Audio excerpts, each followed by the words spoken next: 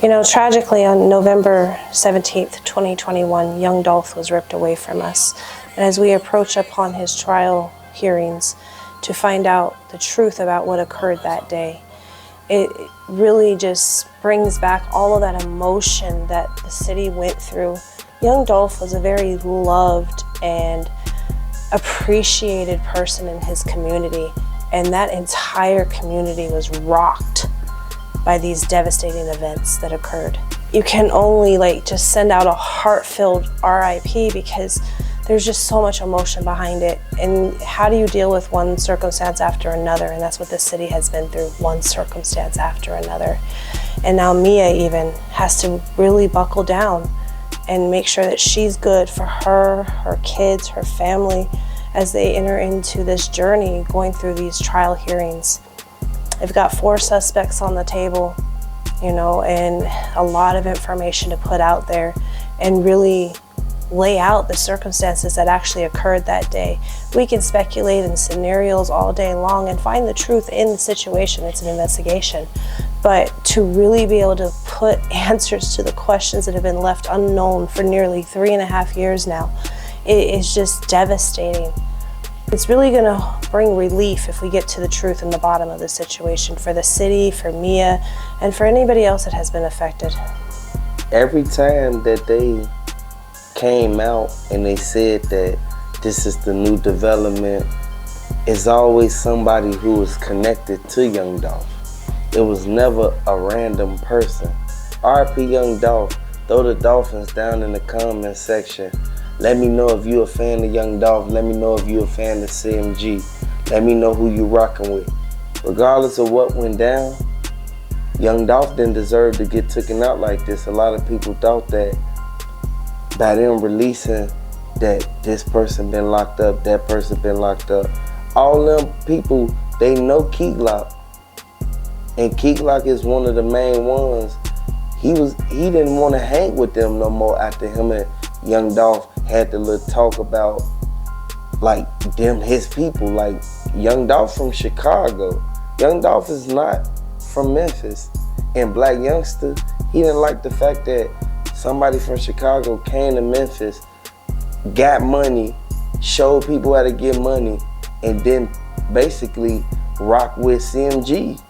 This is what led back to all this going on, because it was an inside deep beef, because Blac Youngsta, he really felt some type of way because he was sliding on Young Dolph block. Young Dolph said that Blac Youngsta, Yo Gotti them, all the big heads had something to do with this. And Blac Youngsta was the main one who put the song out, said that he hit him with 100 shots. This all is incriminating. And Govan, he incriminated himself. Who really played a role in what happened with Big Jook? Did the person who did that to Big Jook did that to get him out the way? Did the person who did that to Young Dolph did that because Big Jook paid him? We all connecting the dots and the puzzles to the pieces right now, because a lot of people thought that it was an outside man, outside shooters that did this. No, it was somebody who was in town. It was in-town beef, so they had in-town shooters. This what led Yo Gotti and them to get investigated. Glorilla, she don't even want to ride with them when they doing their tours. How you think everybody feel about that? CMG don't like that because she basically the only female on CMG. Regardless of what went on, they gotta face the karma of what went down. Moneybagg Yo, he doing his own thing right now because he know that they finna go down for this. They paid the girl to be the witness, to say she saw the white car. She explained everything in the video.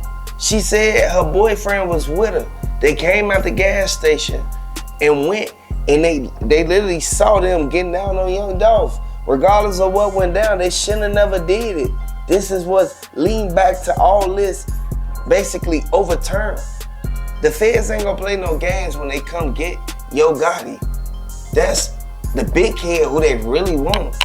And a lot of people thought it wasn't gonna lead back to it really being that serious. Big Juke got sent up behind this. What they gonna say about that? Yo Gotti didn't want his brother taken out the game. Yo Gotti wanted his brother still here to this day, regardless of what went on. He wanted his brother to be right here, to basically be here to, you feel me, to see what they did. You feel me? Yo Gotti and them put a couple people on. Yo Gotti and them they got sets in the city. Everybody know for a fact that Young Dolph should have never got touched.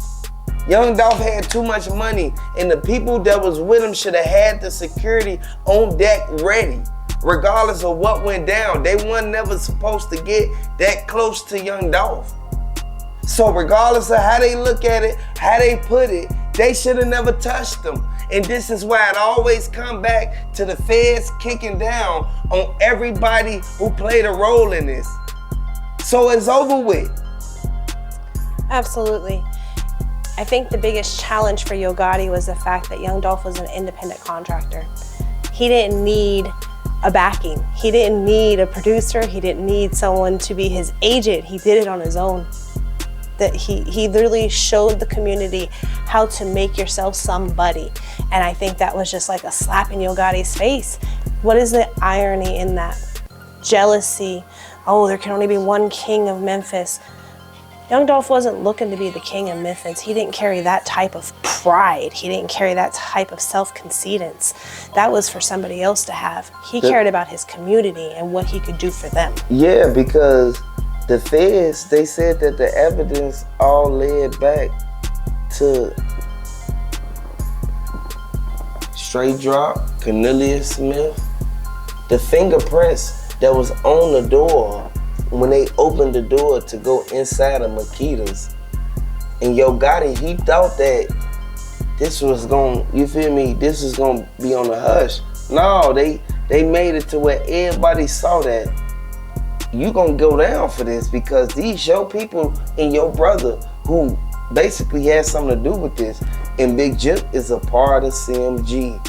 And regardless of what happened, if your friend get caught for something and he instantly was standing by you, you're going down for accessory of whatever crime that was committed. And Young Dolph should have never instantly went to that cookie shop. He should have sent somebody else.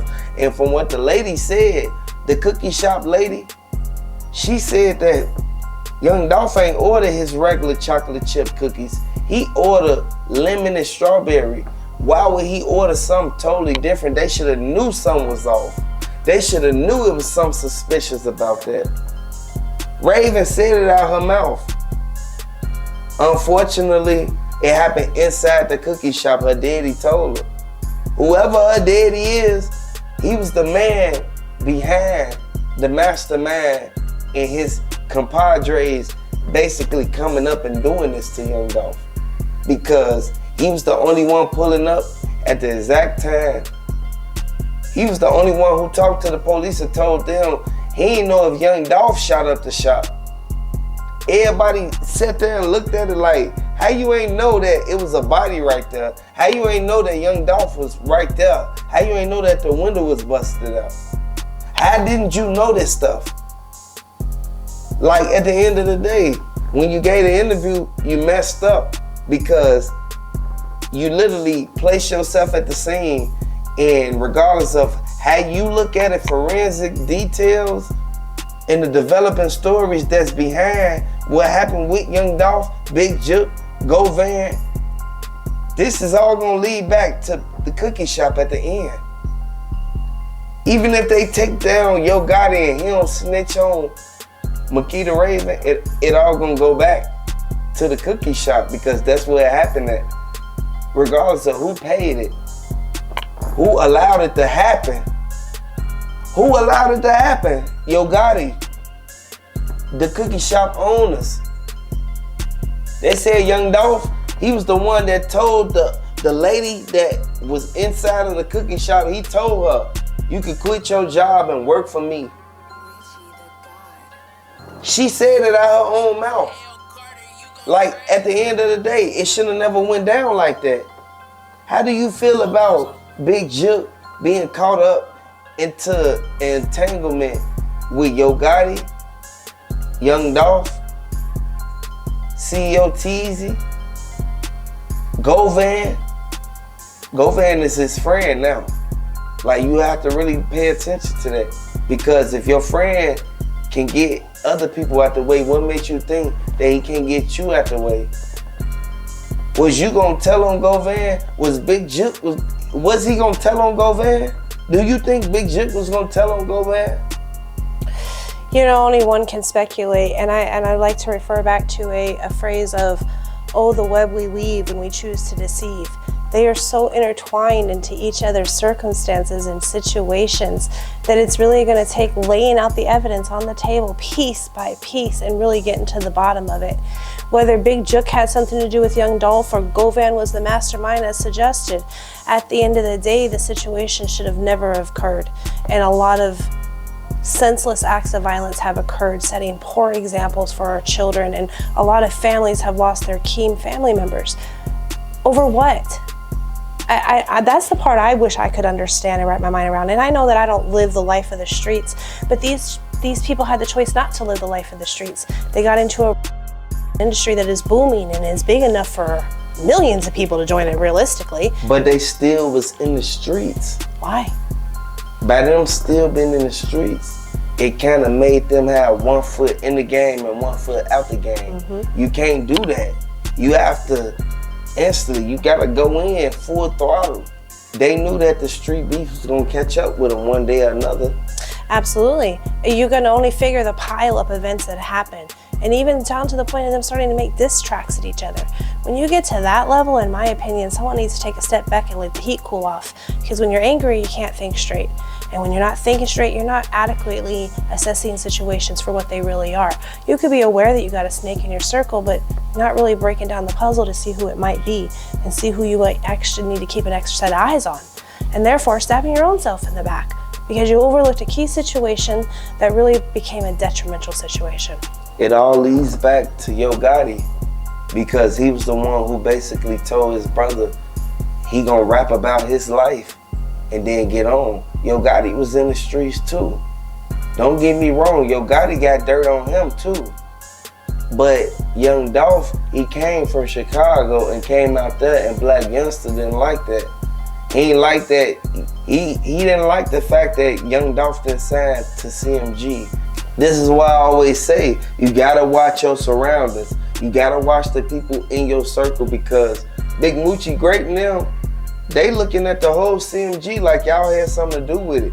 Because regardless of if Straight Drop, Cornelius Smith and them one sign to CMG, that don't mean that they ain't pay them. It all connects back to CMG. And this all gonna tie back into all of them going to jail together. Regardless of what went on, man, keep the street code, but at the same time, you gonna have to fold one day. They folded on them because Straight Drop is one of the main ones who looking at Govan like, man, I just talked to you on the phone and you sitting here telling me these people in this interview, what, you feel me? Who you cool with, who you ain't cool with. You basically incriminating yourself. And regardless of what went down, me and Jay don't like it. PRE, they don't like it. Key Glock, Jay Fizzle, Big Moochie Great, Snoop Bands, they don't like it. How do you feel about them basically, he basically dissing them because he knew them. He used to hang around them. All of them was cool once upon a time. You know, it's kind of like amnesia. I done forgot who everybody was. It really doesn't add up. Are you trying to forget who everybody is so that you don't incriminate them? Is that kind of the gig? Or are you afraid that they're going to incriminate you? I think that we're making unrealistic moves thinking we're being strategic, and we're really not, and it's going to bite us in the butt. I think that we think we're getting ourselves out of a situation and only digging ourselves in deeper. Anybody that watched that interview that Govan gave that he should not have given and the judge ate him alive for could tell that body language alone is that he's hiding something, that he's being secretive and underhanded. They need to tell the truth and the whole truth. As soon as they tell the truth, we'll be able to get down to the bottom of what happened with Young Dolph. They got everybody in this motherfucker like really thinking that Straight Dropping Them was the one who basically just stood outside and shot up the place. Hell no, it was 100 shots. It was 50 shots, whatever the fuck they want to say. They went inside that cookie shop and Raven them can't lie. They already said it and it's already on the internet. It's documenting that. The feds ain't gonna play no games. What did the feds and the DA say about Straight Dropping Them getting paid from Govan? They believe that there was definitely a bag dropped out for them. Now, did they collect on it? It's not sure because, well, they're in custody. At the end of the day, whatever they really planned out, it got kind of screwed up, but they were still able to pull it off. Somebody sent off that message, but who made the phone call? That phone call is what stalled and distracted for Young Dolph to be there longer than he should have been. He was supposed to go in there and pick up cookies for his mama and be on his way. He never made it out to see his mama. They knew that this was gonna be something that lead back to them basically getting caught up. Man, the feds ain't gonna play no games, man. They know that these the same people who did this to Young Dolph. And the white truck, they already tied it back to dude over there on the other side. The dude who did that to Big Juke. And they already said that they got one of the dudes who basically shot up Big Juke when he was in that truck. Big Juke, he got his head left by a tire. Like, y'all gotta really pay close attention to this, man. They wanted to send a message. Oh, they absolutely wanted to send a message. They did it at his uncle's repass. At the end of the day, that is one of the most disrespectful moves you could actually make. They're sitting there celebrating somebody's life and their passing and sending them on with love, and you just shot up the place.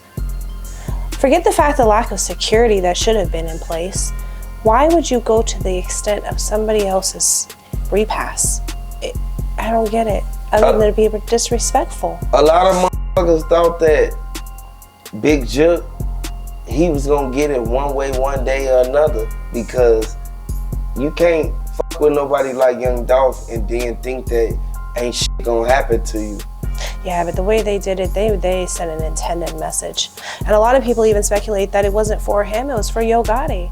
But Yo Gotti got on a plane with Angela Simmons and headed on home while his mama and Big Juke went on to the repass. Glorilla already said she talked to Angela Simmons and told her that these same motherfuckers who played a role in what happened with Young Dolph is coming back to hunt them, because Young Dolph ain't, he's the main one who basically, he kept everybody getting money, he kept everybody focused. Yo Gotti and them didn't like that, and this is why once it got back around to Yo Gotti, Angela Simmons already, she threw what's her name in the mix, quick. She threw her girl name in the mix. This is why you shouldn't pay females, and this is only for the females who still out there setting dudes up. You can't pay them to do nothing because they gonna end up saying something that happened. Y'all can't play both sides regardless of what go on. There's an inner loyalty that has been definitely disrespected and disgraced, and it's disheartening to know the streets don't even have a code, really, because we're so quick to flip on each other and we're so quick to go, oh, I got it. Nope, you really don't. The enemy of my enemy is my friend. It so applies to this situation time and time again, and we see it play out. We play one house against another until we get the results that we're hoping to find. But in this case, we didn't get those results, and this is a war that's going to be going on for a little while longer.